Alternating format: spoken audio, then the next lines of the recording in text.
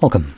In front of me is a Redmi Pad 2 Pro, and today I'll show you how you can record screen on this device.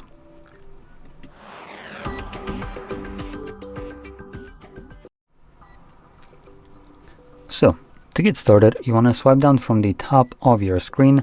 Make sure to do it from the right side, as this is going to get you the actual toggles. And somewhere here you should have the screen recording toggle. For me, it is right over here. So once you see it, you can just simply tap on it. It's going to ask for permission to send you notifications. You can, but the only notifications you're going to get is you have successfully recorded your screen, which, to be honest, I don't really give two hoops about, so I'm just going to deny it. Now from here, you can see we have this pop-up, and here we have a couple options. So first one, the big red circle, is the record button. Next one is folder, which takes you to the location where you have all screen recordings and nothing else. Now one besides that is the settings, and then last one is close. Now in the settings, you will find options for quality. So you have things like resolution, megabits per second, so basically the quality of it, orientation, sound, and so on. Now, just to give you a little heads up, resolution doesn't inherently mean higher quality. So it just means that the footage that you're gonna have is going to have a higher supposed resolution of a file, but the actual quality of it is dependent on the megabits per second. Now 32 megabits per second is already actually pretty high enough to cover the 1080p and possibly even higher one a little bit. But if you lower it down too low, for instance like 1 megabit as an example, very drastic one, what you will end up seeing is any kind of thing in motion will look much crappier. When the motion stops, it then takes a moment to kind of gain the data, and just becomes over time sharper, as long as it doesn't move. So I can actually showcase this. I'm gonna set it to 1 megabit. It's not something that I would recommend, but as an example, it will be fantastic. So anyway, there are other options which you can go over. We also have frame rate. You know what, let's make it 90. Probably 90 might be an overkill. 60 is what I would consider the sweet spot. Anyway, from here we're just gonna now start recording. So let's, open up a thing that I know won't work because it's Netflix. So we couldn't reach the Netflix server. Well, that's interesting. You do have internet. Should have no problem. There you go. You're just being a bit stupid for a moment. So anyway, you can see there is content visible right here, at least right now. You won't see it later on. So that's one garbage piece of shit that I'm going to showcase. The other one is right here. Now it's kind of ironic that I'm showing an application that literally came to fruition out of piracy, but yet it has a problem being pirated. So anyway, again, content visible. Now just to show you how things supposed to look like, let's open up what would be good up? Xiaomi Home. No, there is nothing in here. Let's select agree. Yeah, so you can see we have some languages right here. Anyway, once you're done recording, you can interact with the overlay. Click on the red square, and this will save your screen recording to your gallery application. We're gonna allow all. Give it a moment. And you can see our screen recording right here. Now we can also navigate to collections, and under collections it's going to be under videos and also screenshots and screen recordings. Here we do have the divide.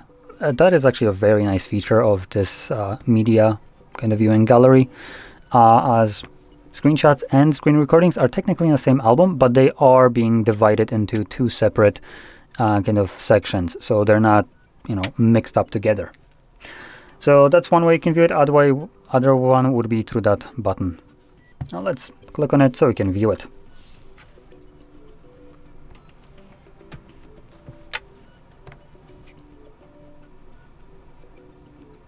Now this isn't very visible so far. I'm gonna try to stop at one point. I mean, I can see the problem, but I don't know if on the camera it will be too visible. Now, by the way, this is Netflix Open. So this is what, stop it. So this is what I was talking about, where Netflix uses black screen recorders, so as Spotify, and this is basically done to prevent you from using your device the way you want to. It's kind of comical that a piece of shit app that comes installed on your, and I want to clarify, your tablet is deciding what you can do on your device. Does that maybe seem like a overreach of control? Because if it does, well, I got news flash for you. There are other options that you can use that basically do the same thing, even for free. Because F you, Netflix and Spotify, for basically coming pre-installed as a piece of shit on this device, and then changing the settings of the device without ever even asking for permission to do so. Yeah, you first need to ask that. I don't own an account with Netflix. Therefore, I haven't ever agreed to terms of use or service of their piece of shit software. Therefore, they shouldn't have any kind of ability to change anything under the bullshit excuse that, ooh, you agreed to the terms of service. No, I have not. So you can piss off. And for people that want to basically use that and record their device whenever they fucking want, you can use something like CloudStream. You can find it on GitHub. Highly recommend it. It basically gives access to literally every streaming platform for free, as long as you have the correct repository. Now, the application itself isn't piracy, so I have no problem recommending it. Now, adding repositories, now that is a little bit of a different topic, but I'm not going to judge you. It's up to you. If you want to do it, go right ahead. It doesn't have ads. It doesn't have subscriptions. It just works. Give or take, like older shows might not work too well, but fantastic thing. And I'm just gonna say screw you, Netflix, for basically overreaching and overstepping your control here. That's what you get. Anyway, so like I said, CloudStream is technically like a hub for, imagine when you go searching online, watch whatever for free. The CloudStream app is what you could basically look at a application that pulls the data from these websites and displays it in a nice format on just an app, and you can link to the other ones, and it just pulls the info of like whatever you're trying to watch and gives it to you in a single app. So the application itself isn't necessarily like anything illegal or anything like that, so no problem advertising that. So I highly recommend checking that out. Anyway, one more thing that I wanted to show is that 1 megabit per second crap. So let me just kind of skip forward. There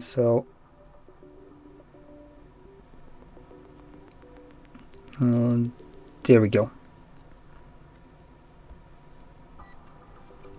Where's the play button? Oh, there we go.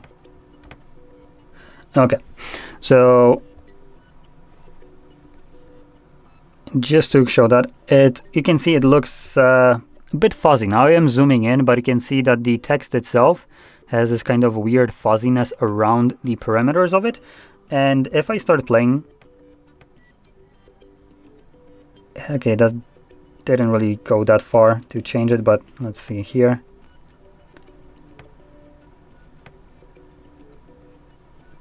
So you can see when we have like flashes, it looks much worse for a brief moment. So this already looks okay-ish. I missed it. Come on.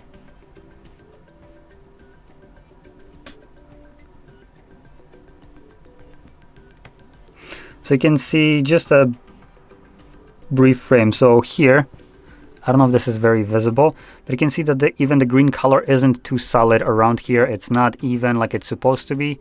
And it then fixes itself after a brief moment. So you can see like right here some wonkiness happening with the colors. This is not just because it's zoomed in, this is the fault of the bitrate. It's too low, so it's trying to save as much as it can on information. Things look fuzzy when they first show up, and when the motion stops, it just kind of catches up and gives you a kind of more detailed look to it, as it basically has nothing really to update, so it's just gonna use that megabits of quality to improve what it's already visible. So anyway, that's kind of what you have to look for. This isn't necessarily looking that bad for 1 megabit per second. And one more thing to mention about the megabits is the lower you go, you also have lower space taken on your device of that recording. So if we go back to our gallery and take a look at the info about this, where is it?